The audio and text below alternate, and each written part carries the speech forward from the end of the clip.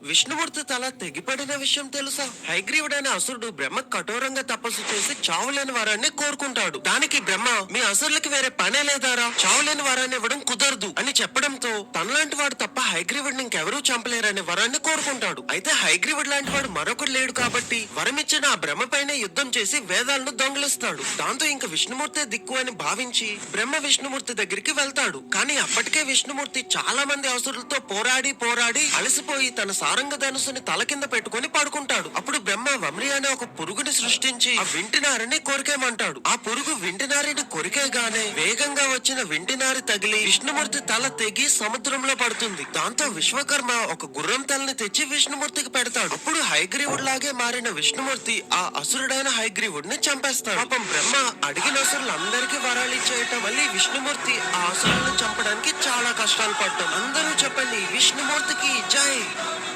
విష్ణుమూర్తి తల తెగిపడిన విషయం తెలుసా? హయగ్రీవుడైన అసురుడు బ్రహ్మ కఠోరంగా తపస్సు చేసి చావులేని వరాన్ని కోరుకుంటాడు. దానికి బ్రహ్మ, మీ అసురులకి వేరే పనే లేదారా, చావులేని వరాన్ని ఇవ్వడం కుదరదు అని చెప్పడంతో తనలాంటి వాడు తప్ప హయగ్రీవుడిని ఇంకెవరూ చంపలేరనే వరాన్ని కోరుకుంటాడు. అయితే హయగ్రీవుడు లాంటి వాడు మరొకడు లేడు కాబట్టి వరమిచ్చిన ఆ బ్రహ్మ పైన యుద్ధం చేసి వేదాలను దొంగిలిస్తాడు. దాంతో ఇంక విష్ణుమూర్తే దిక్కు అని భావించి బ్రహ్మ విష్ణుమూర్తి దగ్గరికి వెళ్తాడు. కానీ అప్పటికే విష్ణుమూర్తి చాలా మంది అసురులతో పోరాడి పోరాడి అలసిపోయి తన సారంగ ధనుసుని తల కింద పెట్టుకుని పడుకుంటాడు. అప్పుడు బ్రహ్మ వమ్రి అనే ఒక పురుగుని సృష్టించి ఆ వింటినారిని కొరికేమంటాడు. ఆ పురుగు వింటినారిని కొరికేగానే వేగంగా వచ్చిన వింటినారి తగిలి విష్ణుమూర్తి తల తెగి సముద్రంలో పడుతుంది. దాంతో విశ్వకర్మ ఒక గుర్రం తలని తెచ్చి విష్ణుమూర్తికి పెడతాడు. అప్పుడు హయగ్రీవుడిలాగే మారిన విష్ణుమూర్తి ఆ అసురుడైన హయగ్రీవుడిని చంపేస్తాడు. పాపం బ్రహ్మ అడిగిన అసురులందరికీ వరాలు ఇచ్చేయటం, మళ్ళీ విష్ణుమూర్తి ఆ అసురులను చంపడానికి చాలా కష్టాలు పడ్డాం. అందరూ చెప్పండి, విష్ణుమూర్తికి జై.